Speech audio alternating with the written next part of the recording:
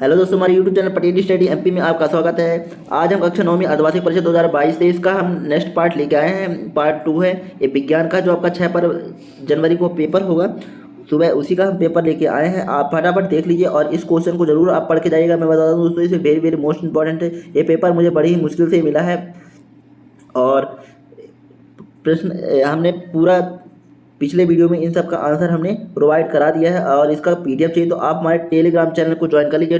Telegram channel का join का button आपको क्या वीडियो के डिस्क्रिप्शन में मिल जाएगा। और इन सब का आंसर हमने पिछले वीडियो में बता दिया, उसका लिंक हम इसी डिस्क्रिप्शन में दे देंगे वीडियो के, आप वहाँ जाकर भी दे सकते हैं। तो 5वां है शुष्क बर्फ किसे कहते हैं और क्यों।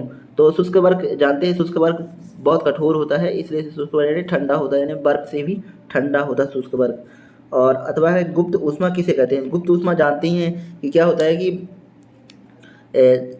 यदि किसी प्लेट को आप गर्म करते हैं तो जितना समय तक उसको गर्मी से मतलब कि तो आग से बाहर निकालने में जितने समय तक वो गर्म रहता है, उससे जितनी जितनी ऊष्मा उत्पन्न मतलब निकलती रहती है उसे गुप्त ऊष्मा कहते हैं। अब है प्रश्न 6, धातु और अधातु में आपको अंतर लिखना है, 2 लिखना है। ये भी वेरी वेरी मोस्ट इंपॉर्टेंट। और अथवा तत्व और यौगिक में ये दोनों बहुत ही ईजी हैं, आप कोई सा भी कर सकते हैं। अब है 7वां, बोरबरी स्क्रीम क्या है और अथवा संयोजकता किसे कहते हैं। अब प्रश्न 8, तंत्रिका उत्सर्जक के कार्य लिखने के लिए आया अथवा स्टोमेटा के कार्य। ये तंत्रिका ऊतक के कार्य लिखिए, ये वेरी वेरी मोस्ट इंपॉर्टेंट है। प्रश्न 9 क्या है, एक समान गति किसे कहते हैं और असमान गति किसे कहते हैं। ये भी वेरी वेरी मोस्ट इंपॉर्टेंट है, ये पूछ देता है तो आप इसको जरूर समझिए। एक समान गति यानी किसी सीधे रोड पे एक समान गति से चलना उसे कहते हैं समान गति कहते हैं। समान समय में समान दूरी तय करना कहलाती है, ये समान गति कहते हैं। और समान समय में असमान दूरी तय करना असमान गति कहलाता है।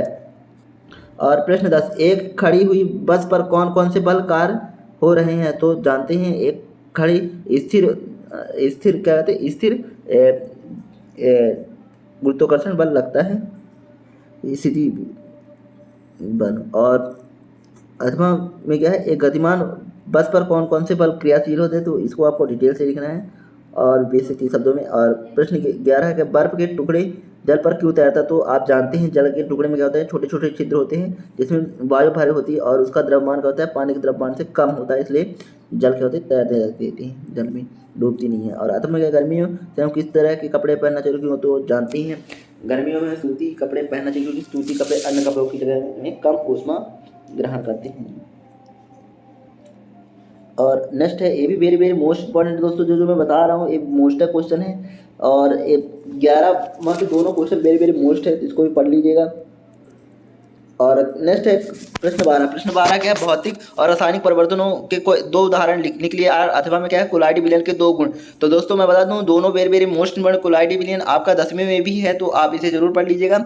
और प्रश्न 13 में थॉमसन का परमाणु मॉडल लिखने के लिए और अथवा क्या, बोरबारी मॉडल की अवधारणा लिखने आया है। तो थॉमसन का परमाणु मॉडल और बोरबारी का परमाणु, आप इसे जरूर पढ़ के जाइए। अगर आप इसे पढ़ के नहीं जानते तो आपसे पेपर में नहीं बनेगा, आप कंफ्यूज हो जाएंगे। तो दोस्तों इसे जरूर आप पढ़ लीजिएगा। और नेक्स्ट है प्रश्न 14, सरल ऊतक और जटिल ऊतक के मध्य अंतर लिखने के लिए अथवा क्या है, जाइलम एवं फ्लोएम में अंतर लिखने के लिए। तो बता दें आपका जाइलम और फ्लोएम का अंतर वेरी वेरी मोस्ट इंपॉर्टेंट है, आप इसे जरूर पढ़ लीजिएगा, ये बार बार आता है पेपर में। और नेक्स्ट है प्रश्न 15। प्रश्न 15 में क्या है, चाल एवं वेग में अंतर बताइए एवं दूरी एवं विस्थापन में अंतर लिखिए। तो दोस्तों ये भी वेरी वेरी मोस्ट इंपॉर्टेंट है, कक्षा 9वीं का मेन मोस्ट इंपॉर्टेंट है। तो दोस्तों मैं बता दूं कि कक्षा एमपी बोर्ड का जब आपका पेपर होगा 9वीं है ना, 9वीं में बोर्ड नहीं, लेकिन जब आपका वार्षिक पेपर हो, चाल वेग में अंतर और दूरी विस्थापन में 4 नंबर के आते हैं, तो इसको जरूर पढ़ लीजिएगा। आपका 4 नंबर, ये भले अभी 2 नंबर में दे दिया है। और नेक्स्ट है प्रश्न 16, न्यूटन की गति संबंधित द्वितीय नियम लिखिए। ये आपका 11वीं 10वीं सभी में है न्यूटन की गति का नियम, तो इसको जरूर पढ़ लीजिएगा, आपका आगे चल के भी काम आएगा। तो इसको जरूर पढ़ लीजिएगा और इसको प्रूव भी करते करते उसको भी सीख लीजिएगा, आपका 10वीं में बहुत काम आएगा। और अथवा में क्या है, कोई क्रिकेट खिलाड़ी गेंद को कैच करते समय अपने हाथों को पीछे की ओर क्यों खींच लेता है, कारण स्पष्ट करना है। और प्रश्न 17, माइट्रोकांड्रिया कोशिका को बिजली घर क्यों कहते हैं। ये तो वेरी वेरी मोस्ट इंपॉर्टेंट, इसको जरूर आप पढ़ के जाइए, ये वार्षिक पेपर में भी आएगा। अथवा में कोशिका के 3 कार्य लिखिए। और 18वां है, पादप कोशिका एवं जंतु कोशिका में 3 अंतर, ये तो वेरी वेरी मोस्ट इंपॉर्टेंट है, इसको आप जरूर तैयार कर लिए, पार्ट 6 से है। अथवा में क्या, प्रियोटिक और यूकोरियोटिक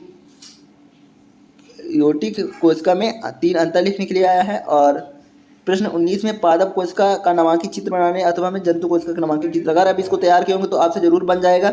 अब है नेक्स्ट प्रश्न 20, क्या है द्रव्यमान संरक्षण का नियम का उदाहरण देकर आपको स्पष्ट करना है, अथवा का स्थिर अनुपात का नियम का उदाहरण देकर स्पष्ट करना है। तो ये भी वेरी वेरी मोस्ट इंपॉर्टेंट, दोनों को आप जरूर तैयार कर लीजिएगा। और जो बता रहा हूँ इसको अभी भी आपका अर्धवार्षिक में भी काम आएगा और वार्षिक में, तो इन सबको जरूर पढ़ लीजिएगा ये पेपर, और इसका PDF आपको डिस्क्रिप्शन में मिल जाएगा।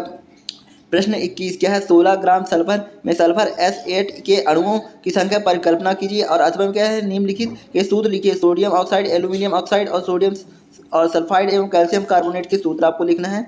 और प्रश्न 22, गति की परिवर्तन की दर को कैसे ज्ञात किया जाता है, इसे क्या कहते हैं, इसका मात्रक लिखना है। तो गति के परिवर्तन का त्वरण कहते हैं, है ना, और इसका मात्रक का त्वरण क्या होता है, दूरी, इसको आप क्या होता है, दूरी यानी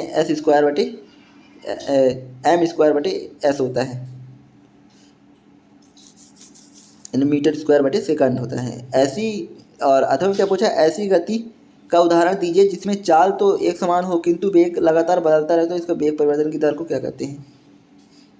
तो ये दोनों वेरी वेरी मोस्ट इंपॉर्टेंट है, इसको जरूर पढ़ लीजिएगा। ऐसे क्वेश्चन लगा दे तो कुछ बच्चे इसे छोड़कर आ जाते हैं, तो मैं बता दूं आपको अच्छे से तैयारी करके जाना है, और आपको कोई क्वेश्चन छोड़ के नहीं आना है, आपको 70 में से 70 पूरा लाना है। तो जय हिंद। यह वीडियो आपको अच्छा लगा हो तो इसे लाइक कर दीजिएगा और चैनल को सब्सक्राइब करना बिल्कुल ना भूलिएगा, और इस वीडियो को शेयर करके हमारी मदद कीजिएगा। जय।